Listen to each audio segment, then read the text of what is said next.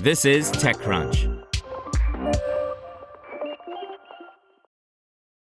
Battery tech is pivotal as the world leans into electrification to power decarbonization in the race against climate change.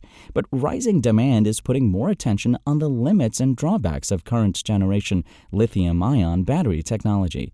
This is where Cambridge University spin-out Molyon hopes to come in. The UK startup is developing next-gen lithium-sulfur technology. Lithium-sulfur batteries hold the promise of much better performance thanks to higher energy density compared to lithium-ion cells, combined with the advantage of better supply chain resilience since sulfur is abundant. Some minerals critical to lithium-ion batteries are harder to come by.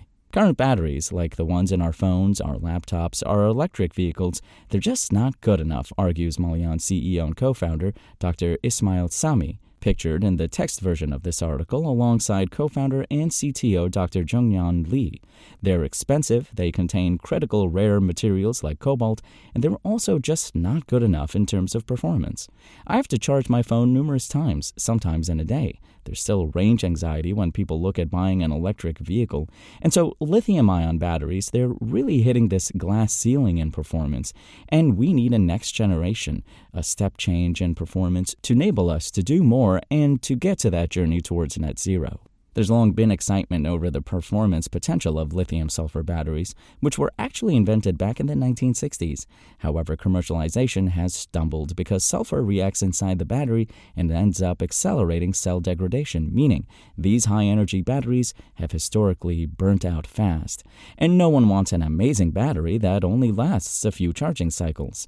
But now Molyon believes it's found an answer to stabilizing lithium-sulfur batteries over hundreds of cycles by using a new material for the cathode that Sami says works phenomenally well. The development holds out the promise of unlocking the transformative potential of lithium-sulfur at commercial scale, assuming the team can translate their lab breakthroughs into real-world technology. The startup was founded in February this year, off the back of some 15 years of research at Cambridge University's Department of Materials Science. It's this work, conducted by the Materials Science Department's Chowala Group, named for Professor Manish Chowala, into a substance called metallic molybdenum disulfide, aka MOS2, that Molyon plans to commercialize over the coming years. Talking up another advantage of the material, Sami points out MOS2 is naturally abundant, saying it occurs globally in the US, in China, in Australia, all throughout the world, which suggests the batteries using the substance wouldn't have so many supply chain challenges. MOS2 naturally occurs as a semiconductor, so he explains that a key part of the startup's process involves turning it into a metal to make it conductive. They then use conductive MOS2 as an additive to the cathode, i.e. the positive battery terminal, yielding a stable lithium-sulfur battery that can be charged over many cycles. Other attempts to commercialize lithium-sulfur batteries have typically used carbon as the additive per Sami, whereas he argues Molyon is doing something fundamentally new and different compared to earlier attempts or more current competitors. The startup has patented the use of MOS2 in lithium-sulfur batteries, giving it defensibility on the approach, too. What we're really doing with this material is allowing the sulfur to do its job, to react with the lithium, to release that energy and not dissolve into the electrolyte. So it's this molybdenum disulfide that we found is an additive which then solves that key issue of sulfur dissolving into the battery, he tells TechCrunch. What we've shown is that carbon isn't a very good additive, Sami adds. It doesn't have those special qualities needed to stop sulfur from dissolving into the electrolyte and making long-lasting batteries. We've really found a breakthrough and a step change in the materials level which hasn't been demonstrated before.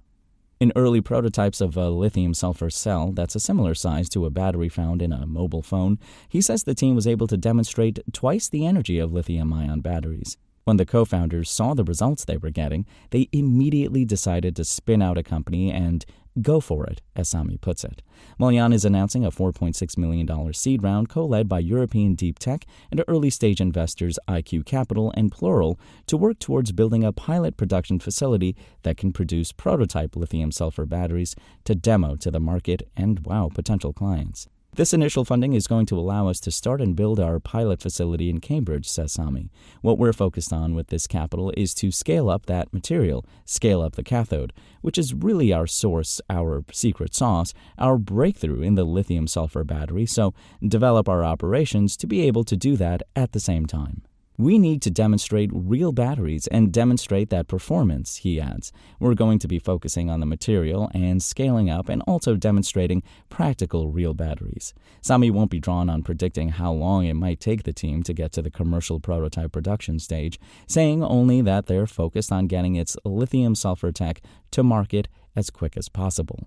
Molyon also hasn't fully decided on what shape its business model might take, but he says they want to offer a technology platform to the market, suggesting they may be open to licensing the innovation down the line. One early focus for demoing applications of the prototype lithium-sulfur batteries will be drones and robots. Asked why they've picked these use cases, Sami stresses that lighter-weight lithium-sulfur cells can really shine in mobility use cases where weight affects performance. They also hope the tech will be useful to boost electrical vehicle range in the future, too. Lithium-sulfur batteries are incredibly high energy per weight, and that makes them incredibly useful for a number of applications. Anything that moves, anything that flies, he notes, listing transport, mobility, and mobile robots as therefore particularly interesting application areas. In the drone space, being able to fly for longer further is a clear advantage, he adds. And so we see that market as being an early adopter of lithium-sulfur batteries because of the huge performance improvements we can bring to drones and allowing them to do more with our batteries rather than current batteries on the market. Given these types of use case, TechCrunch suggests the defense industry could be a future customer for Molyon's technology. It could potentially be an interesting application or potential customer, Sami responds, with some reluctance. But we're really early in our journey. We're focused on the cathode, we're focused on the battery, and then looking at potential applications and customers in the future.